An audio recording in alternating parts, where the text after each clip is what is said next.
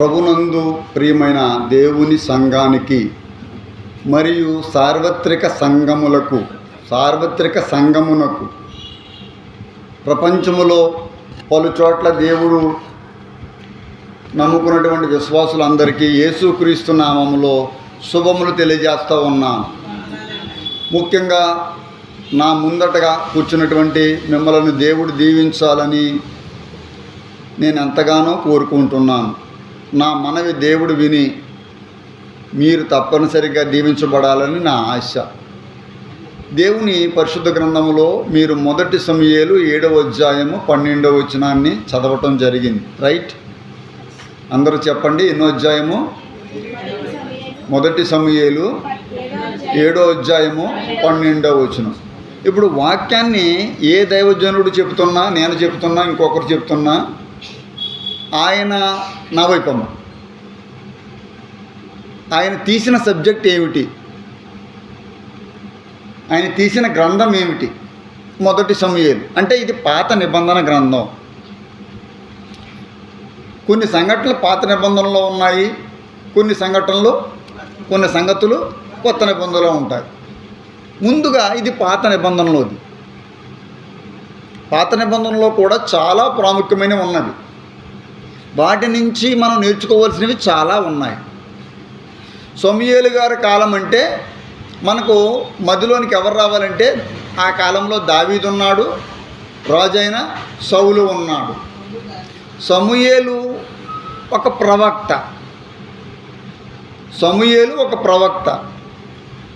ఈ ప్రవక్త కాలంలో ఇశ్రాయేలీల్ని చాలాసార్లు శత్రువులు జయించారు.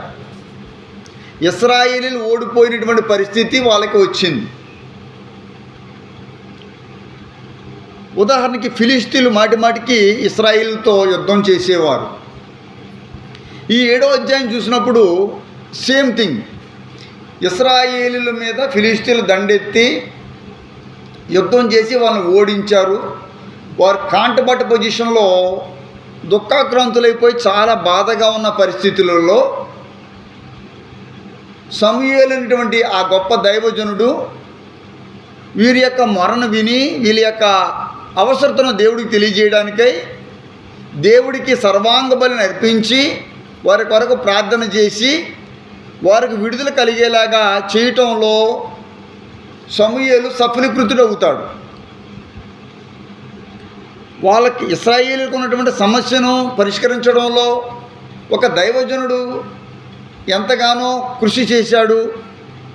ఇశ్రాయేలు అందరూ కూడా విజయాన్ని సాధించారు. చప్పట్లు కొట్టి దేవుడికి స్తోత్రం చెప్పండి. ఇప్పుడు ఆ ప్రవక్త స్థానంలోనికి మీరు రాగలరా? ఆ ప్రవక్త ఇశ్రాయేలీల కొరకు గొర్రెపిల్లను బలి ఇచ్చి దేవుడికి మొరపెట్టి వారందరినీ కూడా మళ్ళా తిరిగి విజయం వైపు నడిపించినటువంటి గొప్ప దైవజనుడిగా మీరు ఉండగలరా? మీ కుటుంబాన్ని, దేవుని సంఘాన్ని, మన ప్రాంతపు వారిని అందరూ దేవుడి వైపు తిరిగేటట్టుగా మీరు చేయడంలో మీరు విజయం సాధించగలరా? ఈవేళ ఏం వండుకోవాలి, ఈవేళ ఎలా తినాలి, చలి ఎక్కువ ఉంది, రేపు పొద్దున చూస్తే పండుగ, రేపు ఊరు వెళ్ళాలి అనేటువంటి అనేక రకమైనటువంటి ఇరకాటాల్లో ఇరుక్కుపోయి అసలైన ఆత్మీయ జీవితాన్ని, అసలైన ఆత్మీయ ఆనందాన్ని మనము వదులుకుంటూ ఉన్నాము. ప్రియ సార్వత్రిక దైవుని సంగమా, ఒక సమూయేలు గ్రంథం చదువుతున్నప్పుడు సమూయేలు అనేటువంటి ప్రవక్త ఇశ్రాయేలు కొరకు ప్రార్థన చేసి ఏం చేశాడట? 7వ అధ్యాయము 12వ వచనం చూసినప్పుడు అప్పుడు సమూయేలు ఒక రాయి, దేవుడికి స్తోత్రం, అందరూ చెప్పండి, ఒక రాయి తీసి, ఏం చేసి? ఒక రాయి తీసి 2 ప్రాంతాల మధ్యలో మిస్పాకును షేనుకును మధ్య దానిని నిలిపి ఎంతవరకు యెహోవా మనకు సహాయము చేసినని చెప్పి దానికి నా వైపు దానికి ఎబెనేజర్ అని, ఎబెనేజర్ అనగా సహాయపు రాయి. ఈవేళ పాఠం మనకు రాయి గురించి చూపెడతా ఉంది దేవుని పరిశుద్ధ గ్రంథం. రాయి మనం పాట పాడతాం, రాయి రప్ప బ్రొక్క వద్దు, చెట్టు పుట్ట కొలవ వద్దు, పరిశుద్ధుడు వచ్చినాడే.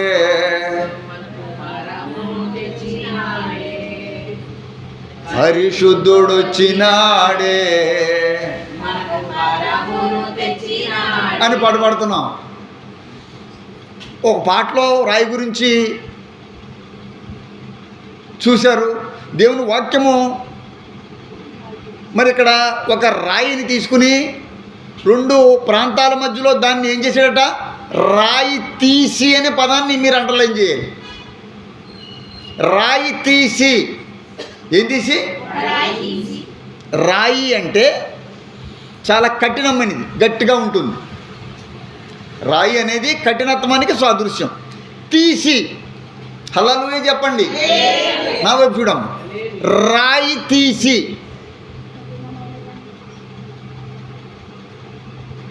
మనిషిని దేవుడు మట్టితో చేశాడు. దేంతో చేయలేదు? రాయితో చేయలేదు. హల్లెలూయా గట్టిగా చెప్పండి. మనిషిని దేవుడు మట్టితో చేశాడమ్మా. మట్టి ఎలాగుంటుంది? ఫ్లెక్సిబుల్, అంటే అది మనకు కావలసిన షేపుల్లోకి దాన్ని తీసుకురావచ్చు. మనం బొమ్మాకారం చేయొచ్చు, కొండాకారం రాయి చేయొచ్చు. మనం దానికి ఏ షేప్ ఇస్తే ఆ షేప్ దానికి వస్తుంది. చిన్నప్పుడు మట్టి, జిగురు మట్టి తీసుకుని బొమ్మలు చేసేవాళ్ళు పిడతలో. చాలా గొప్ప విషయం ఏంటంటే ఆడపిల్ల బొమ్మలు, మగపిల్ల బొమ్మలు, అమ్మ నాన్న అని లేదా చిన్న చిన్న మంత్రలు చేసి దాంట్లో లక్క పెడతలు అనేవాళ్ళం. బయట అమ్మడం కాదు, కానీ మనం కూడా తయారు చేసుకునేవాళ్ళం. 99% మీరు కూడా అలాంటివి చేసే ఉండుంటారు. నేను కూడా చేశాను. ముఖ్యంగా నాకు బొమ్మలు అంటే చాలా ఇష్టం. చిన్నప్పుడు మార్కెట్లో, తీర్థాల్లో ఎన్ని బొమ్మలు దొరుకుతాయో మ్యాక్సిమం అన్నీ కొనుక్కునేవాడిని.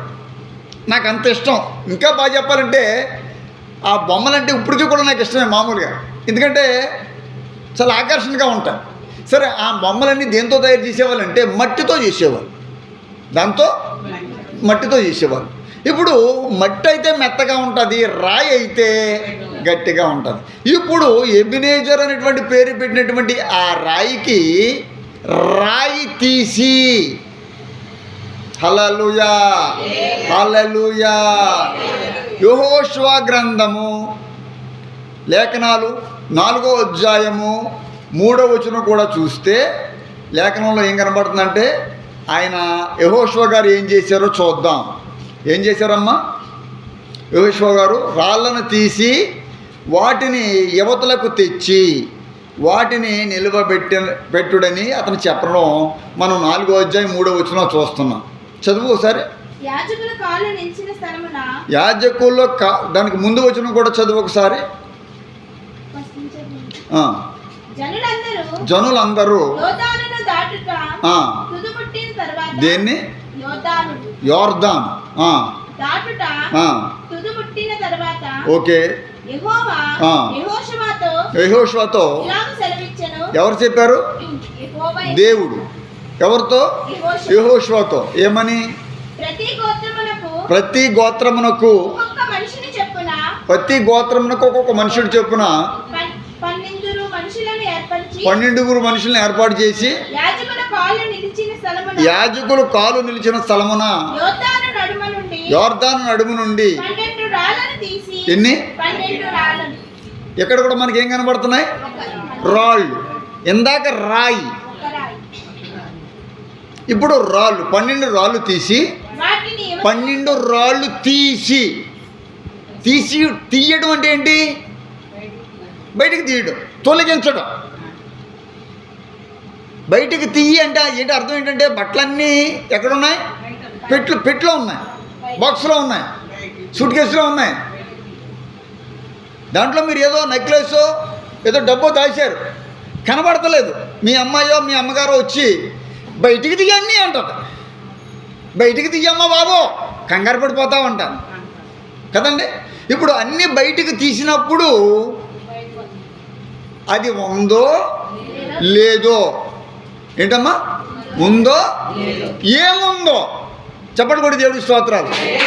ఎప్పుడు తీసినప్పుడు, చప్పట్లు కొట్టి మళ్ళీ గట్టిగా దేవుడి స్తోత్రాలు. తీసినప్పుడు, ఇప్పుడు నీ హృదయంలోంచి పాపము తొలగించినప్పుడు. మనిషినైతే దేవుడు మట్టితో చేశాడు, కానీ మనిషి యొక్క హృదయం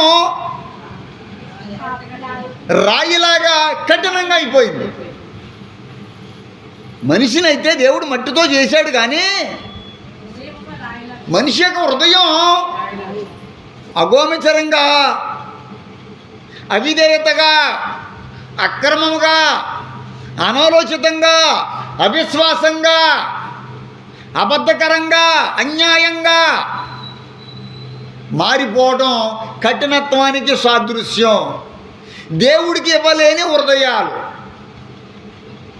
రాయి తీసి దాన్ని యోషువ కాలంలో కానీ సమూయేలు కాలంలో కానీ తీసి దాన్ని నిలవబెట్టి బయట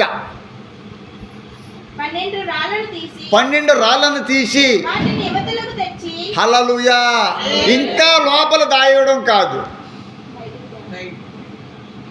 దీనిలో ఉన్న కాంట్రడిక్షన్, దీంట్లో ఉన్నటువంటి దాన్ని మీరు బాగా ఆలోచించాలి. ఇంకా మీ హృదయంలో ఎన్ని రాళ్ళు ఉన్నాయి, ఏమేమి రాళ్ళు ఉన్నాయి, ఏ విషయంలో కఠినంగా ఉన్నారు? ఆచారాలా,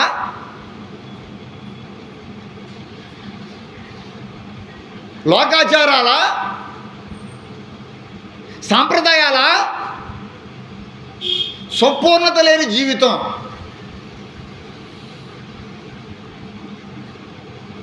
గోడకు రంగు వేస్తే ఒక 5-6 సంవత్సరాలు ఉండాలని కోరుకుంటాం మనం. రంగు వేసిన తర్వాత గోడకి ఓనర్ గారు చేయి పెట్టి చూస్తాడు, ఒకవేళ ఏమైనా అంటుకుంటుందేమో అని. అంటుకుంటుందంటే ఆ గోడకి రంగు సరిగ్గా వేయలేదు. కొత్తగా వేసినప్పుడు కొంచెం అంటుకుంటుందిలే, దానికోసం కాదు. గోడకు రంగు వేసినట్టుగా ఉండకూడదు. స్థిరమైన జీవితం. 12 రాళ్ళను తీసి వాటిని ఎక్కడ తెచ్చారట? ఇప్పుడు నీ హృదయంలో ఉన్న రాళ్ళను బయటకు తెచ్చి యువతలకు తీసుకురా. తెచ్చి మీరు ఏం చేయాలట? రాళ్ళను నిలబెట్టాల. దేవుడికి స్తోత్రాలు. అవును, నీ నుండి రాయి తొలగింపబడిన తర్వాత మీరు కూడా దేవుడి కొరకు నిలబడగలరు. పేతురుతో దేవుడు అంటాడు, ఇక నీవు కెఫా అనబడతావు, నీ మీద నా సంఘాన్ని కడతాను. నా వైపు చూడమ్మా, వాక్యం చూడండి, వాక్యం వినండి, వాక్యం ఇంపార్టెంట్. వాక్యం చెప్తున్నంతసేపు నా వైపు చూడాలి, మీ దృష్టి మరల్చుకోకూడదు.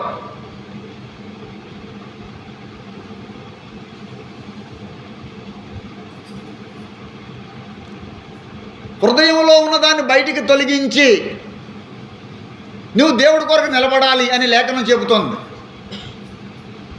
ఒకసారి దేవుని పరిశుద్ధ గ్రంథంలో మనం ఇంకా గొప్ప గొప్ప మాటలు చాలా ఉంటాయి. యేసు అంటున్నాడు 11వ అధ్యాయము యోహాను సువార్త 39వ వచనంలో యేసు అంటున్నాడు, రాయి తీసివేయుడని చెప్పగా. అసలు ఒకసారి నా వైపు చూడండి, అది చదవక ముందు ఒకసారి చూడండి.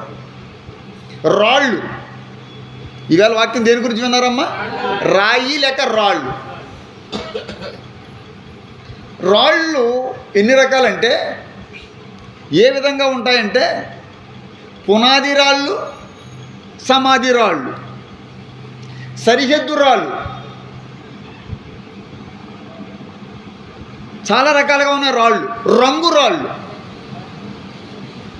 సమాజంలో మార్కెట్లో మనకేం దొరుకుతాయి? రంగు రాళ్ళు. రాళ్ళు చాలా రకాలు ఉన్నాయి.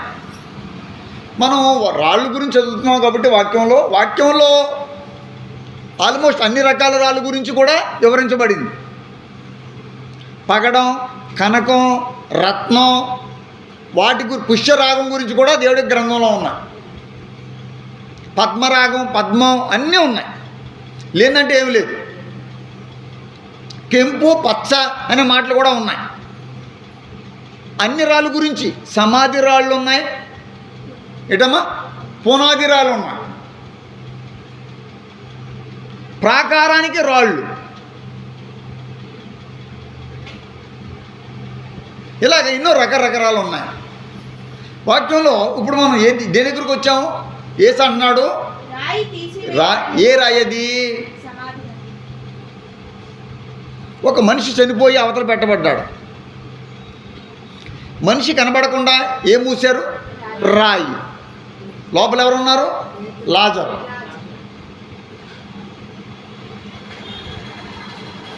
యేసయ్య అద్భుతం జరిపించబడ్డానికి మధ్యలో ఏముంది? ఇప్పుడు ఏముందండి? రాయి. ఇప్పుడు లోపల ఉన్న సమాధిలో చచ్చిపోయిన వ్యక్తిని బతికించే వ్యక్తి, వినండి ఒకసారి బాగా వినండి, మీరు లాజిక్గా ఆలోచించండి. లోపల సమాధిలో ఉన్న వ్యక్తిని దేవుడు ఏం చేశాడు? అమ్మా బతికించారా లేదా? బతికించారా? ఇప్పుడు లోపల చచ్చిపోయిన వ్యక్తిని బతికించిన దేవుడు రాయిని తొలగించలేడా? మరి ఆయన ఎందుకు అలాగన్నారు?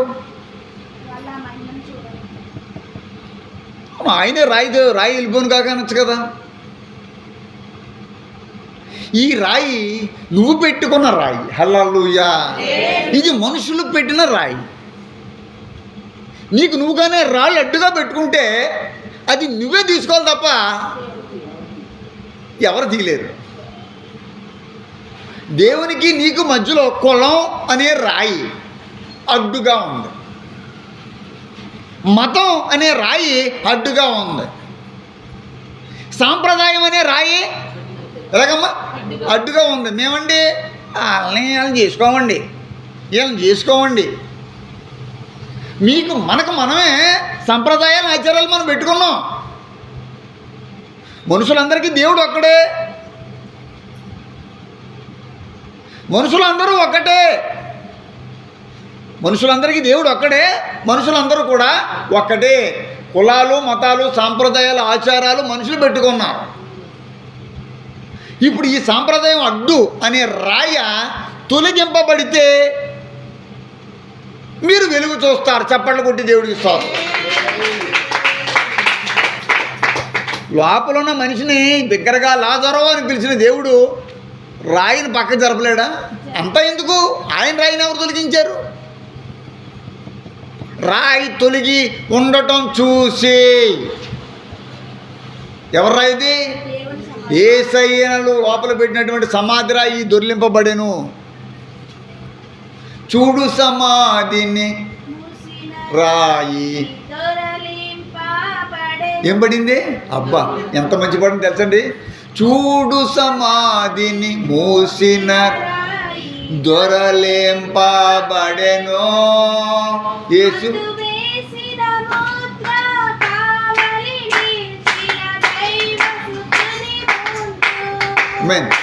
అందు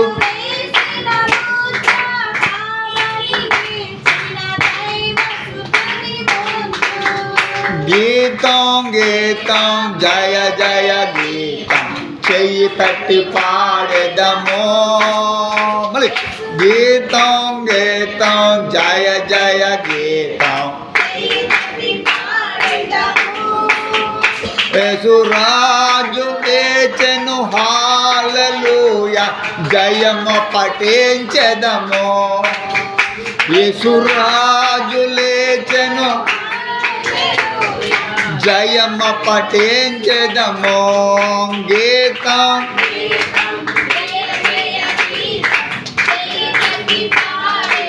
దేవుడికి స్తోత్రం. హల్లెలూయా. రాయ అనేది ఒక అడ్డుకి గుర్తుగా కనబడుతోంది దేవుని యొక్క లేఖనం చూసినప్పుడు. ఈ యెహోషువ గ్రంథం 4వ అధ్యాయం 3వ వచనం చూసినప్పుడు వాటిని నిలవబెట్టడం అని దేవుడు చెప్పారు. అది చదవమ్మా, తర్వాత వచనం చదువు. 3, 4 వచనాలు చదవమ్మా. యెహోషువ గ్రంథం 4, 3.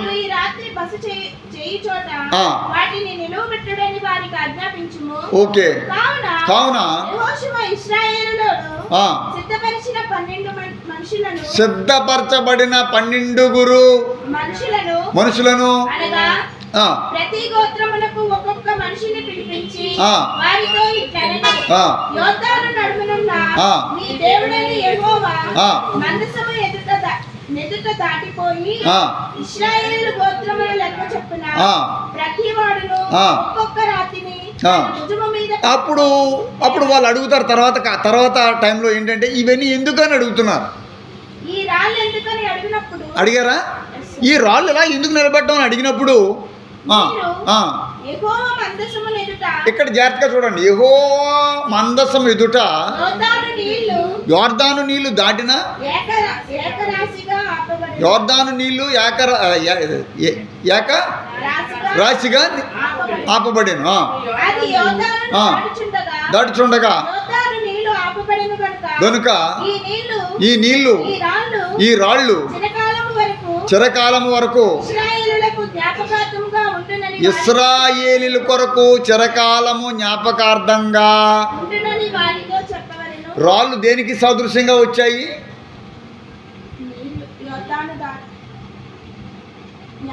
జ్ఞాపకార్థం. ఒక భూమి కొన్నప్పుడు 4 పక్కల ఏం పోతారో తెలుసా? ఏమండి, మేస్త్రి గారు ఉన్నారు ఇక్కడ, పెద్ద మేస్త్రి గారు. ఒక ప్లాట్ కొన్నప్పుడు ఒక సైట్కు ఇది నాది అని ఎప్పుడు తెలుస్తుంది అంటే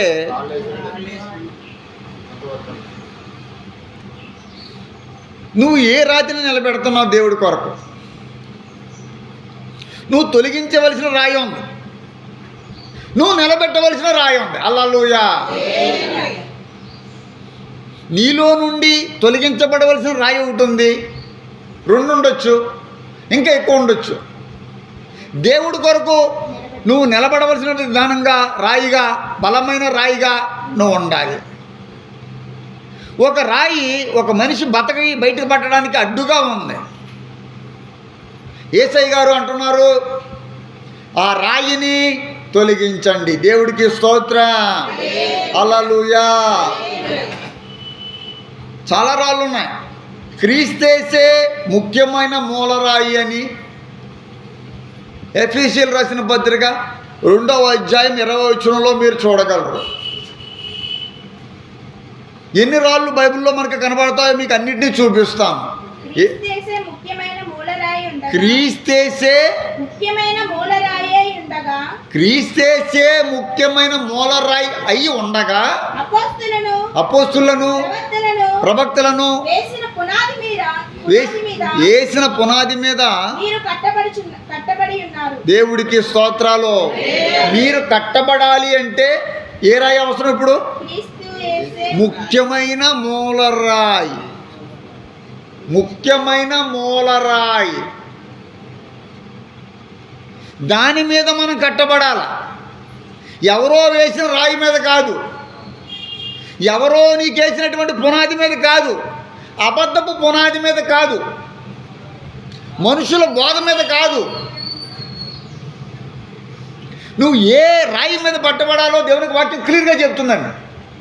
క్రీస్తేసే ముఖ్యమైన అమూల్యమైన ఇడమా మూలరాయి, చీఫ్ కార్నర్ స్టోన్.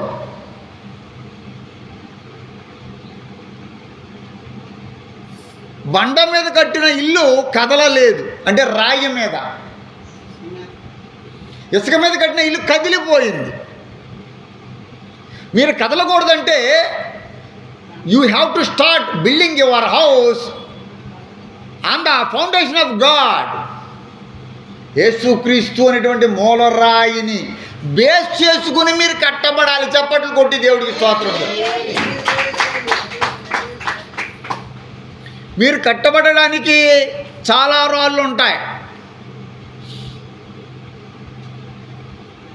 లోకంలో మరి ఏ రాయిని మీరు వాడుకున్నా మీరు దేవుణ్ణి పక్కన పెట్టినట్టుగా లెక్క, నిషేధించినట్టు లెక్క.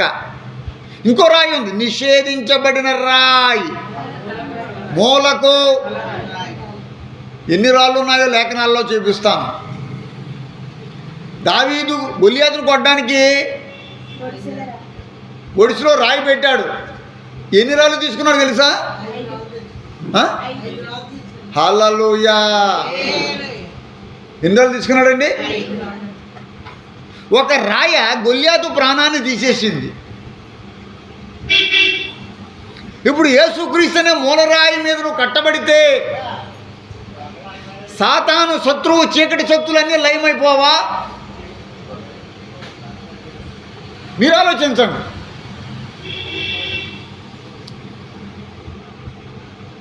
అతనికి ఆ ప్రాక్టీస్ ఉంది. ఒడిసిల్లో రాయి పెట్టి కొట్టడం ప్రాక్టీస్ ఉంది. యుద్ధ వస్త్రాలు ధరించుకోవడం అలవాటు లేదు. గుర్రాలు ఎక్కడం అలవాటు లేదు. రాజకుమారుడు కాదండి.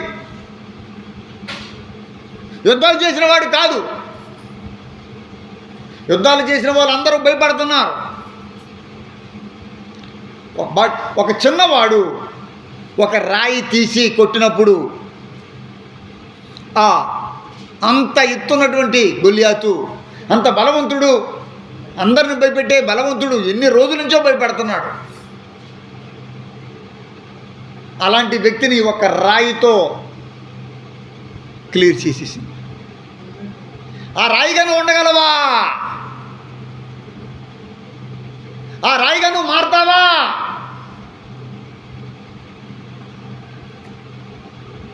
నువ్వు ఒక రాయిగా మారాలా అంటే నీలో నుండి దేవుడికి వ్యతిరేకమైన రాళ్ళన్నీ బయటకు పోవాలా?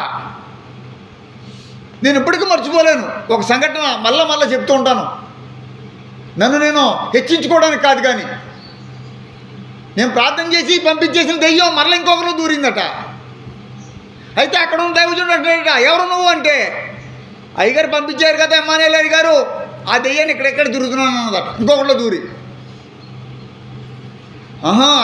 అలాగైతే ఆయన పిలిపిస్తానంటే ఆ దెయ్యం పారిపోయింది అని మీ అందరికీ ఒక 1000 సార్లు చెప్పి ఉంటాను. హల్లెలూయా. నీ పేరు చెప్పగానే దెయ్యాలు పారిపోవాలా? నీ పేరు చెప్పగానే చీకటి శక్తులు లయమైపోవాలా? అపోస్తులు నీడపడగానే రోగులు బాగుపడుతున్నారు అంటే వాళ్ళ హృదయంలో ఉన్న రాయి తొలగిపడిపోయింది. బండ హృదయం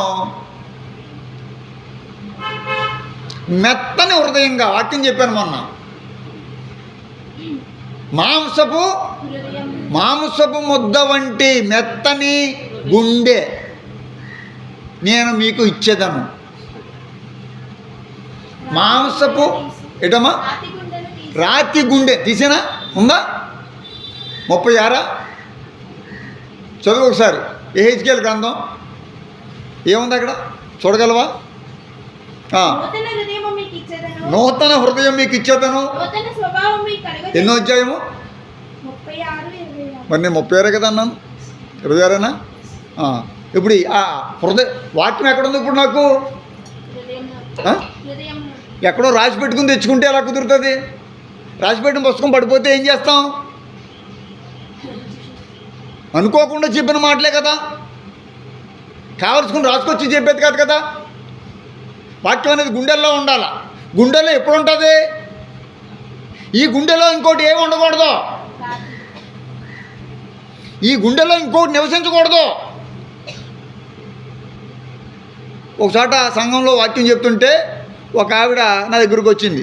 నేను అన్నాను, ఎవరమ్మాయిలు ఇద్దరంటే ప్రేమ పౌరాలండి అంటుంది. ఏం పౌరాలంట? లవ్ బర్డ్స్ అండి, ప్రేమ పౌరాలండి అంటుంది. అయ్యగారు ప్రార్థన చేయండి అంటుంది. అమ్మ అలాగే ఒకసారి ప్రార్థన చేసాను, ఇద్దరు పెళ్లి చేయమన్నారు, చేశాను. ఆ తర్వాత నాకు వాతలు పడ్డాయి. ప్రేమ పౌరాలంట. పౌరమా నీ స్వరము మధురము. ఏం పౌరంగా ఉండాలా? పరిశుద్ధ పౌరంగా ఉండాలి. ప్రేమ పౌరాలంట.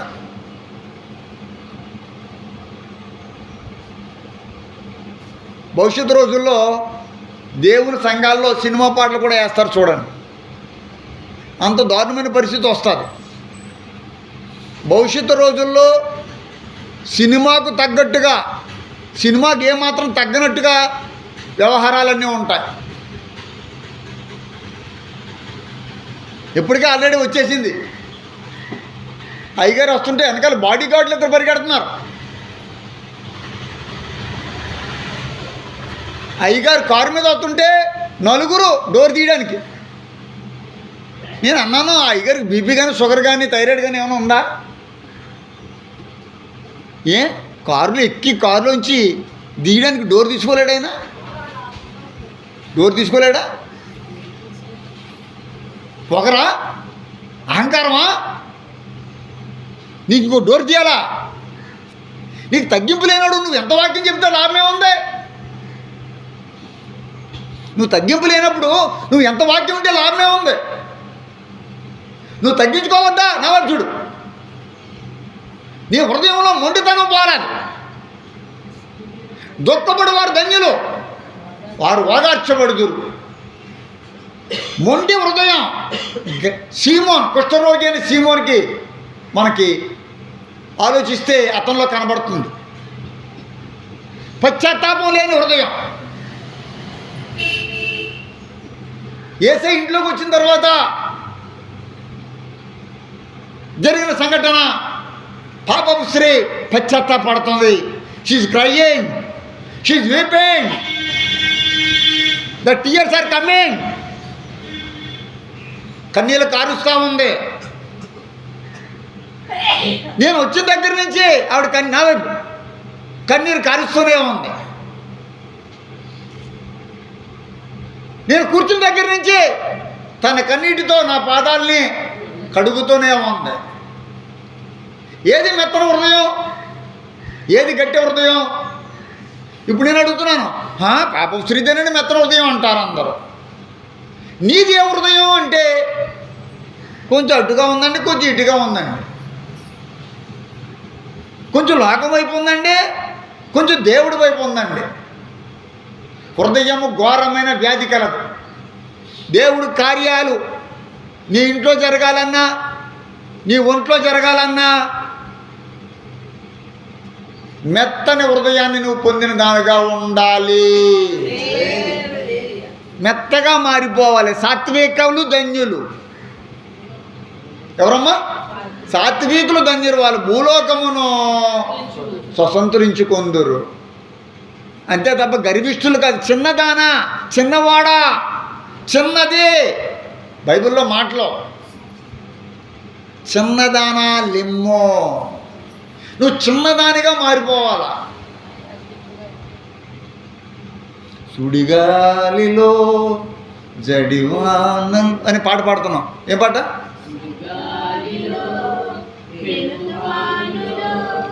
చిక్కుకున్నది నా నావా,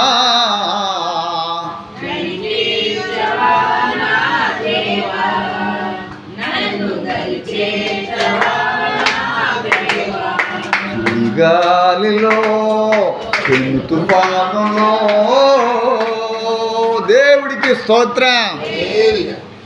చిక్కుకున్నది నా, చిక్కుకోలేదు కదా, దేవుడు నిన్ను విడిపించాడు కాబట్టి నువ్వు ఈ పాట పాడతలేదు. నిన్ను బయట పడేసాడు కాబట్టి నీకు ఈ శోకం రావడం లేదు, ఈ తగ్గింపు రావడం లేదు. మీకు భయంకరమైన ఒక రాయి చూపిస్తాను. దానియేలు గ్రంథం, Daniel 2nd chapter and 34th చాప్టర్లో 34th వర్స్లో దానియేలు గ్రంథం 2వ అధ్యాయం 3-4 వచనంలో ఈ మాట చూడగలరు. చేతి సహాయము లేకుండా తీయబడిన రాయి మానవ రాజ్యాలను తుత్తునీలుగా దంచివేసిన రాయి. సాధారణంగా ఈ రాయి గురించి చాలామందికి తెలియదు, 100% ఏముంది అక్కడ? దానియేలు 2:34. మరియు చేతి సహాయము లేక, ఈ రాయికి ఎటువంటి ఎవరి సహాయం అక్కర్లేదు. చేతి సహాయం లేకుండా తీయబడిన ఒక రాయి. ఇటుదండి, చేతి సహాయం లేకుండా తీయబడిన రాయి ఇనుమును మట్టియు కలిసిన, చూడండి, ఇనుమును మట్టియు కలిసిన ఆ ప్రతిమ యొక్క పాదముల మీద పడి దాని పాదములను తుత్తునీయలుగా ఏం చేస్తుందట? విరగొట్టినట్టు. హల్లెలూయా. దర్శనంలో ఇది దేవుడు తీర్పుకు సాదృశ్యంగా ఉన్న రాయి. ఇది చేతి సహాయం లేకుండా తీయబడిన రాయి. ఏ ఒక్కరి సహాయం దానికి అక్కర్లేదు. ఎందుకంటే ఇది ఎవరు చెయ్యా? దేవుని చెయ్య. దేవుని హస్తం కురిచ కాలేదు. రక్షింపబడనేరకుండానట్లు యెహోవా హస్తము కురిచ కాలేదు. విననేరబడకుండానట్లు ఆయన చెవులు మందగలలేదు. దంచి వేసినటువంటి రాయి ప్రతిమల్ని ఏం చేసిందట? భవిష్యత్తు కాలములో జరగబోయే దర్శనాలను ప్రకటన గ్రంథానికి ముందుగానే దానియేలు గారు చూశారు. అంత్యకాలంలో జరగబోయే విశేషాలను దర్శనాల మాదిరిగా చూసిన వ్యక్తి దానియేలు. దానియేలు గ్రంథంలో మనకి దంచి వేసిన రాయి, ఇనుమును ఇత్తడిని కలిసిన ఆ పాదముల మీద పడి దేవుడికి స్తోత్రం, హల్లెలూయా. ఈ విధంగా చూసుకుంటే మనకి ఎన్నో రాళ్ళు కనబడతా ఉన్నాయి లోకంలో. పునాది రాళ్ళు, మీ అందరికీ తెలుసో లేదో, సమాధి రాళ్ళు ఉంటాయి. అంటే సమాధి మీద పేరు రాసి రాయి నిలబెడతారు. పొలంలో రాళ్ళు ఉంటాయి, సరిహద్దు రాళ్ళు ఉంటాయి, విలువైన వెలలేని ఎంతో వాల్యుబుల్ స్టోన్స్ ఉన్నాయి. ఇక్కడ మనకు కనబడుతుంది దంచి వేసిన రాయి.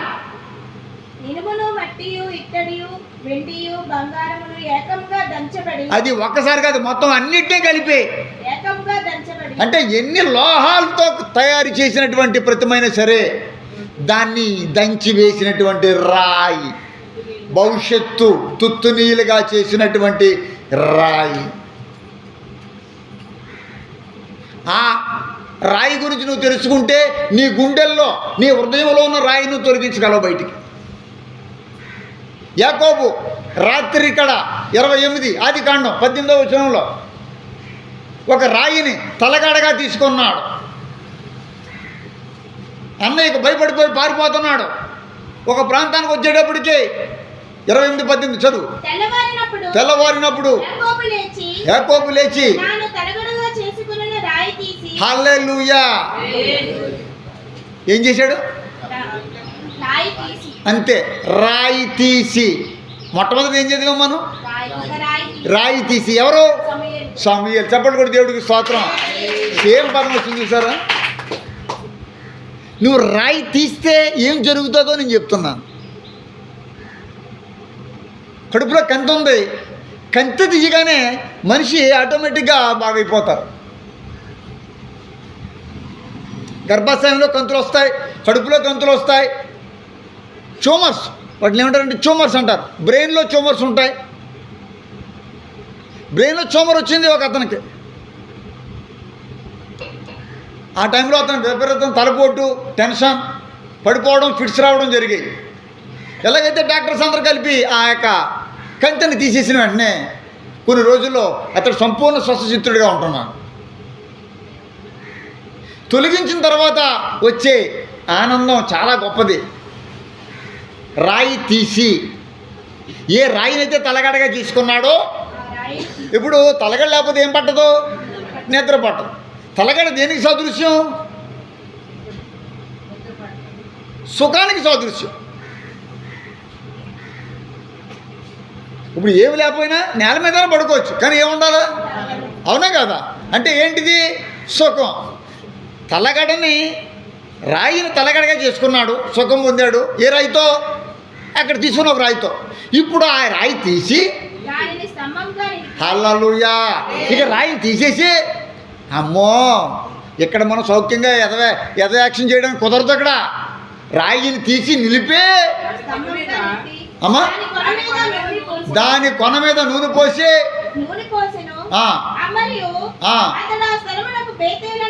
ఆ స్థలమునకు బేతేలు అని పేరు. అంటే ఏంటి అర్థం? ఇది దేవుడి మందిరమే కానీ మరేమి కూడా కాదు. నువ్వు దేవుడి మందిరమే కానీ మరేం కాదు. అని దేవుడు ఎన్నికసార్లు చెప్పినా నువ్వు మాట వింటలేదంటే ఇంక నేను దంచడమే నీ పని, దేవుడి పని. నువ్వు దేవుడి రాయివే, దేవుడు కోరుకున్న దానివే, దేవుడి చేత కోరుకునబడినటువంటి దాసుడవు, దాసురాలివి. నువ్వు మాట వినకపోతే దంచుడే, ఏదమ్మా దంచుడే. పూర్వం కారం, పసుపు అన్ని దంచేవారు. ఈవెన్ నూకలు కూడా నానబెట్టి దంచేవారు చలివిడికి, అరుసులకి. ఇప్పుడు ఏం అక్కర్లేదు, అన్ని రకాల మిషన్స్ వచ్చేసాయి. నిమిషంలో అరకేజీ పట్టుకెళ్ళినా కూడా ఆడేస్తున్నాడు. ఇంతకుముందు చిన్నప్పుడు 2 కేజీలు ఉంటేనే కానీ ఏం అడిగేవాడు కాదండి. అడిగేవాడు ఏం తెచ్చావయ్యా అంటే 1 కేజీ కుదరదని వాడు. అలా ఉండేది సిస్టం. దేవుని బిడ్డలారా, దేవుని యొక్క వాక్యం చెప్తుంది క్లియర్గా. ఆదికాండంలో 28:18 చూసింది. ఆ రాయిని తీసి ఇప్పుడు ఏం చేశాడట, నిలబెట్టి దాని మీద నూనె పోసి దానికి బేతేలు అని పేరు పెట్టారు. వినండి ఒకసారి వాక్యం. ఎందుకంటే ఇది దేవుడి మందిరం. నేను ఏదో అనుకుని ఏదో సుఖంగా పడుకున్నాను. ఇప్పుడు కూడా మనం సుఖంగా జీవించేస్తున్నాం. దేవుడు అప్పుడే రాడు, దేవుడు చూడ్డు, నేను చేసిన పాపం ఆయన కనపడదు. నేను ప్రార్థన చేయకపోయినా పర్లేదు, నా గురించి ప్రార్థన చేసేవాళ్ళు ఉన్నారు.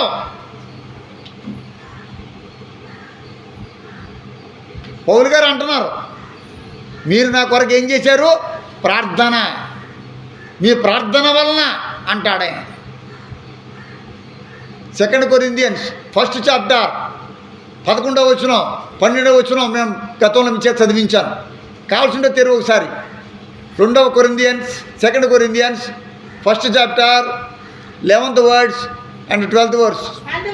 అందువలన ఏటమ్మా, అనేకుల ప్రార్థన ద్వారా హల్లెలూయా, అనేకుల ప్రార్థన ద్వారా నాకేం కలిగింది. ఇప్పుడు మీ పిల్లల కోసం నువ్వు ప్రార్థన చేయటం లేదు కాబట్టి వాళ్ళకి వరాలు లేవు, నీకు వరాలు లేవు.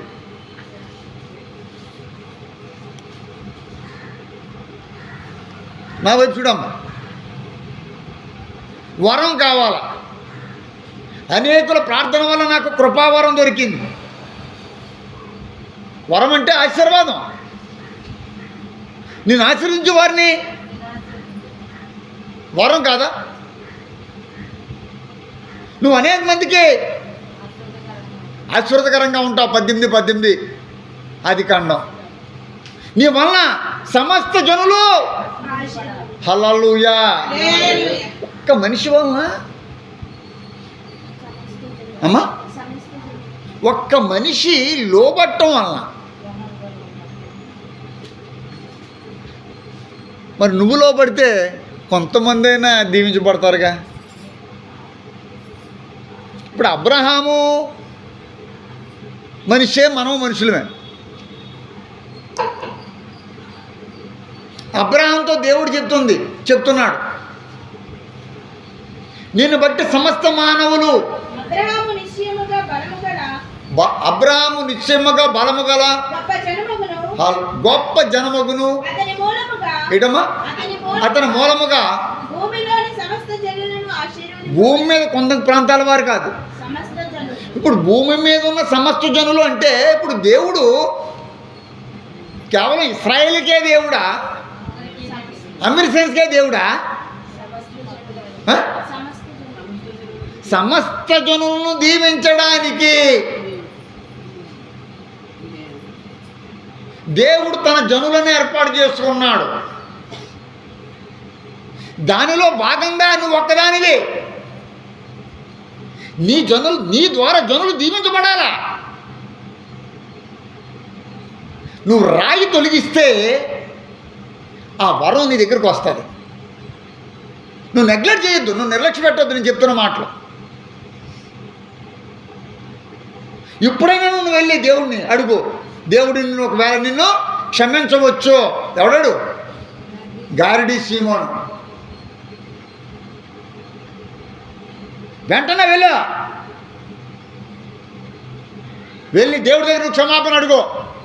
ఒకవేళ దేవుడు నిన్ను క్షమించవచ్చు. ఇదే మాట నీతో దేవుడు చెప్తున్నాడు. దేవుడు నిన్ను క్షమించవచ్చు కాదు, క్షమిస్తాడు అని చెప్తున్నాడు. ఆమేన్. హల్లెలూయా. అతను చేసిన పాపం అలాంటిది.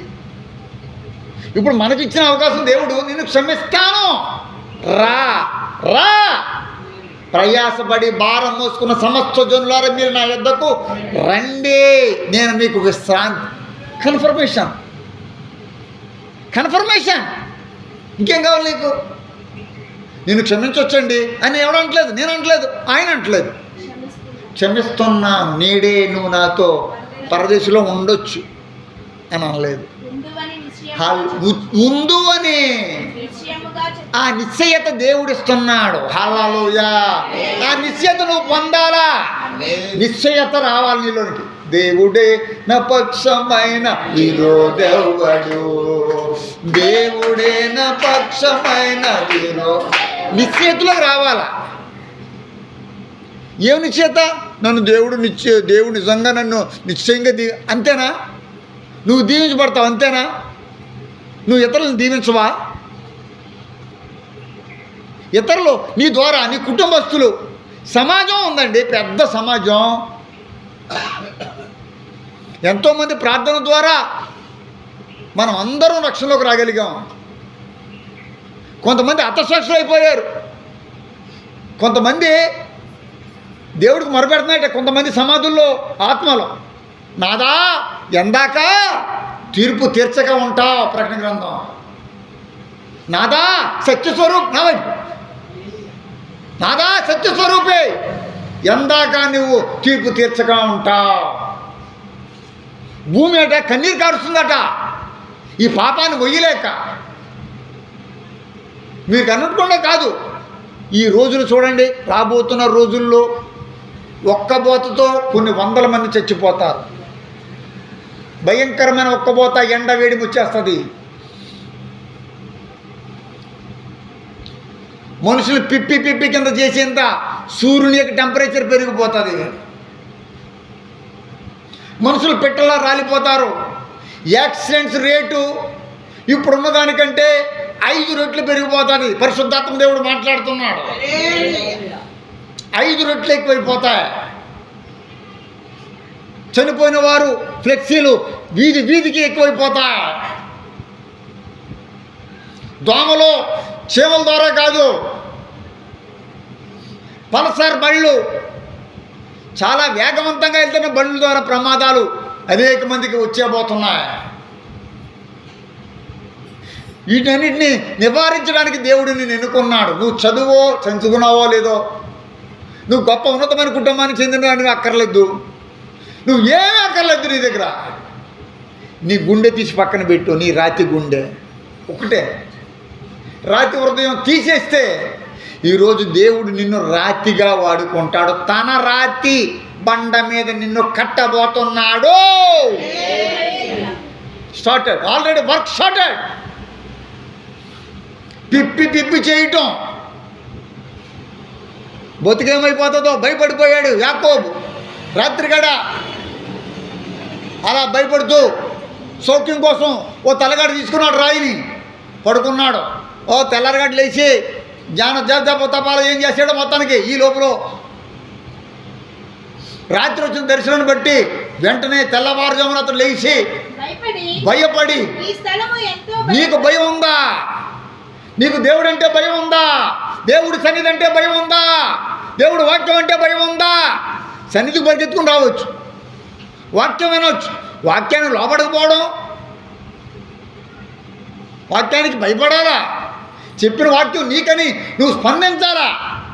ముద్ర వేసుకోవాలి, ముద్ర గుండెల్లో. కొంతమంది ప్రేమ పౌరాలు.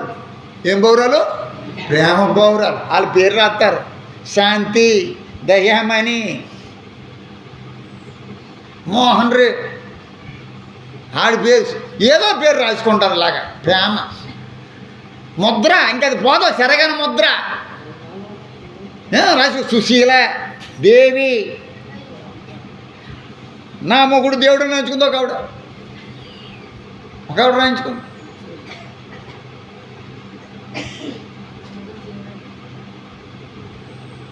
మంచోడు, కరెక్టే, మంచోడు అయి ఉండొచ్చు, బాగానే ఉంది, ఓకే. కానీ దేవుడు కాదు కదా. దేవుని బిడ్డలారా జాగ్రత్త. ఇప్పుడు దేవుడు నీకేసే ముద్ర, నువ్వు దేవుడి కొరకు నిలబడితే వెంటనే ఆ రాయిని తీసి దాని మీద నూనె పోసి దానికి పేరు పెట్టాడట. ఏం పేరట? బేతేలు. ఇది దేవుని మందిరము, దేవుడు నివసించే స్థలము. యేసు నివసించు స్థలమే తన జనులందరి మధ్యలో.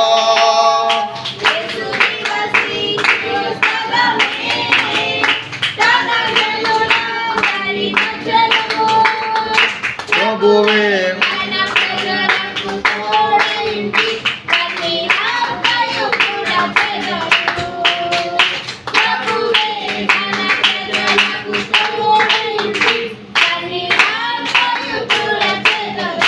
తన జనముల మధ్యలో దేవాది దేవుడు. ఈ పాట ఏంటో తెలుసా మీకు? ఏదో పాడి ఊకదంపుడుగా పాడేస్తున్నారు, కానీ తన జనముల మధ్యలో దేవాది దేవుడు నివాసం చే. తన జనములు అంటే ఎవరు? మనం.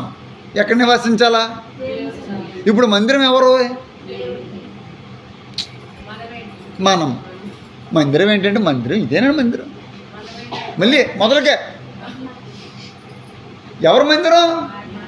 మనమే మందిరం. ఇది దేవుడు నివసించిన స్థలము.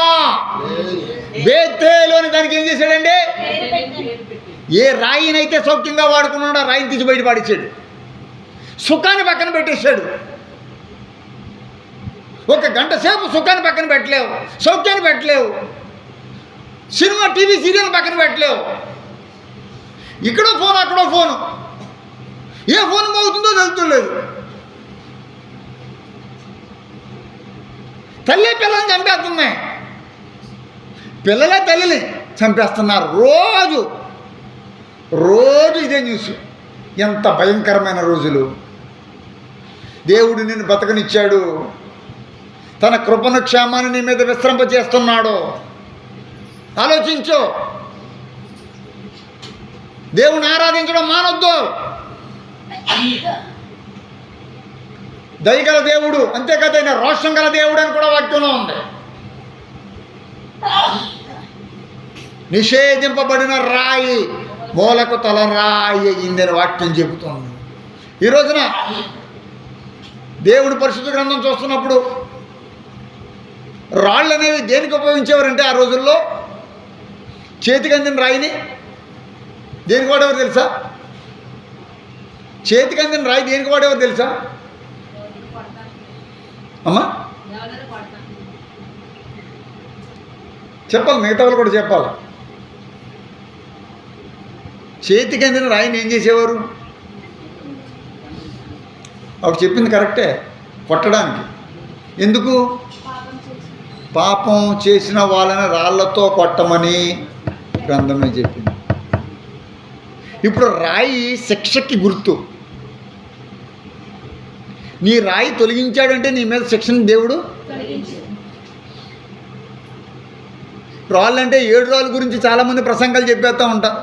దావీదు వాడిన రాయి, ఇంకొక రాయి, ఇంకొక రాయి అని, మోసే పగలగొట్టిన రాయి అని చెప్తారు. నేను అవేమీ మాట్లాడతలేదు, అసలు ఆ రాళ్ళ గురించి ప్రస్తావన తీసుకురాలేదు.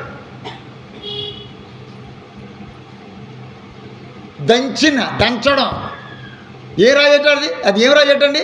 చేతి సహాయం లేక తీయబడిన ఈ రాయి గురించి నువ్వు తెలుసుకో. ద్వితీయోపదేశకాండం డ్యూటెరోనమీ చాప్టర్ 22 and 21 22వ అధ్యాయం 21వ వచనంలో మనుషుల్ని చంపడానికి వాళ్ళు చేసిన పాపం వ్యభిచారంలో ఎవరైనా పట్టుబడితే వాళ్ళు దేంతో కొట్టాలట? రాళ్ళతో కొట్టి చంపడమే. మరణ శిక్ష, చావగొట్టమని ఆయన చెప్పాడు. ఆ రాయి గురించి వాక్యం చెప్తుంది. చదువు, స్పీడ్గా తీసి స్పీడ్గా చదవాలా. 22, 21. వారు ఆమె తండ్రి ఇంటి యొద్దకు ఆ చిన్నదానిని తీసుకొని రావలెను. అప్పుడు ఆమె ఊరి వారు ఆమెను రాళ్లతో చావగొట్టవలెను. దేంతోనే? దేం చేయాలట? చావగొట్టాలి. అంటే చంపే రాయి.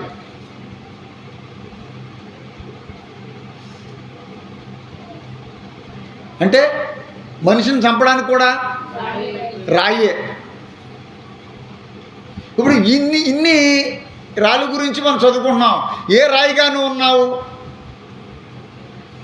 నువ్వు రాయిగా ఉన్నావు అనుకోండి, నువ్వు ఇతరులను చంపుతావు. దీనికి ఇన్నర్ మీనింగ్ ఇలా మనం వాడుకోవచ్చు.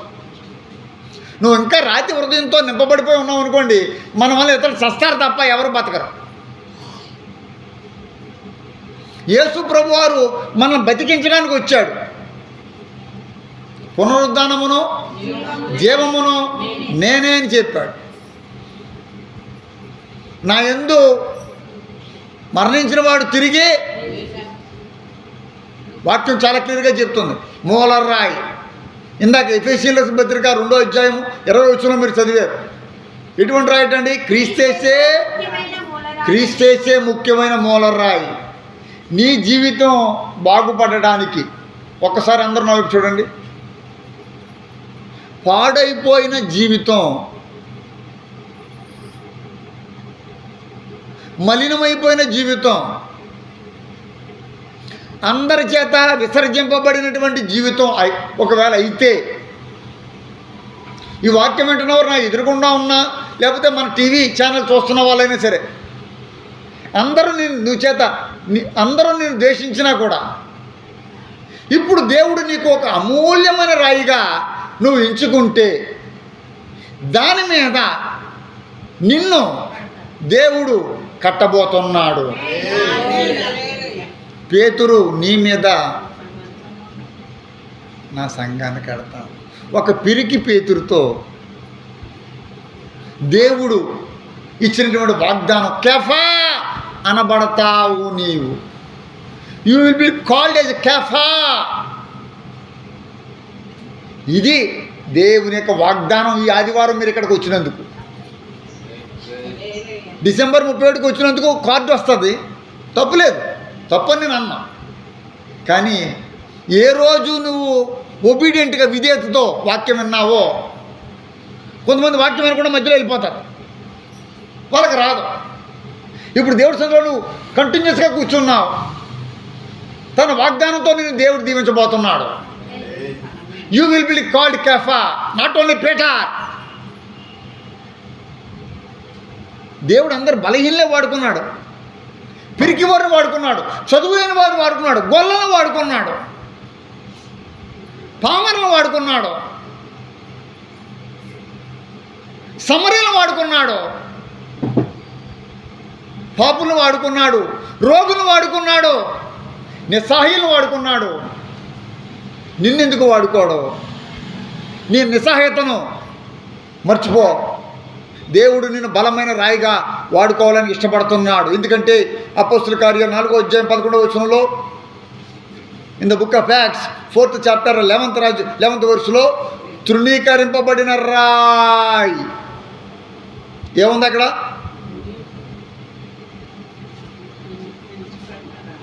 మూలకు ఏమైందట? ఇల్లు కట్టువారైనా మీరు తృణీకరించిన రాయి, ఆయనే ఆ రాయి. దేవుడికి స్తోత్రం, హల్లెలూయా. దేవుని వాగ్దానం, తృణీకరింపబడిన రాయిగా, వెలివేయబడినటువంటి రాయిగా. ఇప్పుడు అది ఏమైందట? మూలకు చీఫ్ కార్నర్ స్టోన్. ముందు ఇల్లు కట్టడానికి ఈశాన్యంలో చిన్న గొయ్యి తవ్వి అక్కడ కొంచెం సిమెంటింగ్ చేస్తారు కదండి, ఏదో ప్రాంతంలో మొత్తానికి. అక్కడ ఒక రాయి పాతుతారు, ఎందుకంటే కట్టబోతున్న బిల్డింగ్ అది ఒక సంకేతంగా ఉంటుంది. ఇప్పుడు ఇల్లు కట్టువారు నిషేధించబడిన రాయి ఏమైందంటే మూలకు తలరాయి. దేవుని పరిశుద్ధ గ్రంథం 1 పేతురు ఇంకా ముందుకెళ్తే 2వ అధ్యాయము 5వ వచనంలో, సజీవమైన రాళ్ళు మీరు సజీవమైన రాళ్ళుగా ఉండాలి. ఉండి అని వాక్యం ఉంటుంది. 1 Peter 2nd chapter 5th verse. ఆ రోజున యేసుక్రీస్తు ద్వారా ఆ. దేవునికి అనుకూలమగు యేసుక్రీస్తు ద్వారా దేవునికి అనుకూలమగు ఆత్మ సంబంధమైన బలులు అర్పించుటకును పరిశుద్ధ యాజకులుగా ఉండునట్లు మీరును సజీవమైన రాళ్ల వలె నుండి ఎలాగుండాలా? సజీవమైన రాళ్ల వలె. మామూలుగా రాళ్ళకి జీవం ఏముంటుంది? రాళ్ళలో జీవం ఉంటుందా? రాళ్ళు మాట్లాడతాయా? రాయి మనం ఎక్కడ పెడితే అక్కడే ఉంటుంది. కానీ ఇక్కడ దేవుడు ఏమంటున్నాడు తెలుసా? మీరును సజీవమైన యేసు ప్రభు వారిని స్తుతిస్తుంటే వాలేని వారు కొంతమంది ఓసన్న జయం జయం అంటుంటే వాళ్ళు నివారించారు. ఆ సమయంలో వీళ్ళు స్తుతించకపోతే ఈ రాళ్ళు నన్ను స్తుతిస్తాయి అన్నారు. ఈ రాళ్ళు స్తుతిస్తాయి నన్ను, నువ్వు వాళ్ళని ఆపారంటే ఈ స్తుతిస్తాయి నన్ను. ఇప్పుడు లోకంలో అనేక మంది మారు మనసు పొందడానికి మీ నోట్లోంచి దేవుడు పాట పెట్టాడు.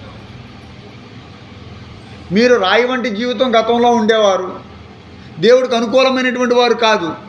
ఈ రోజున దేవుడి పాటలో పాడుతున్నారు. ప్రార్థన వాక్యము చెవుల్లోంచి వెళ్తుంది, నోట్లోంచి వస్తుంది, కళ్ళతో చూస్తున్నారు.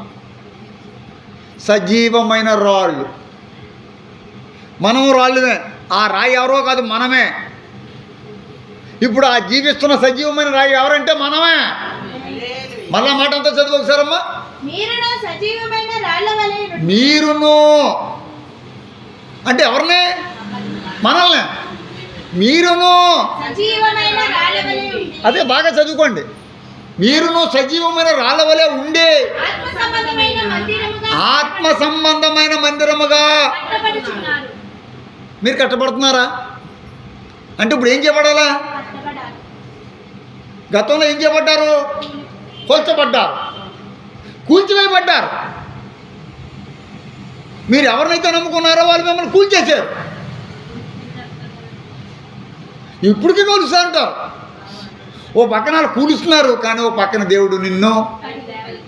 ఈ వాక్యం ఇది ఒక వాగ్దానం మీకు దేవుడు ఇస్తున్నాడు. 1 పేతురు 2:5 మీరు సజీవమైన రాళ్ళ వలె ఉండి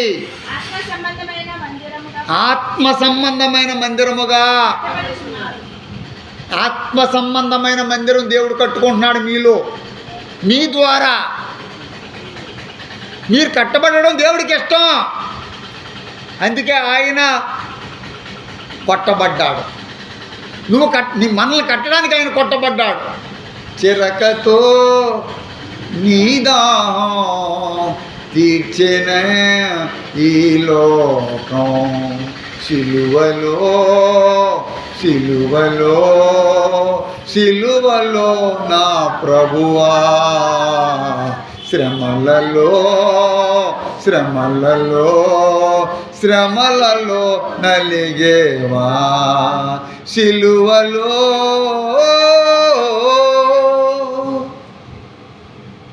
సిలువలో నీమేను అలసెను వేదనతో. దేవుడికి స్తోత్రం. మనల్ని కట్టడానికి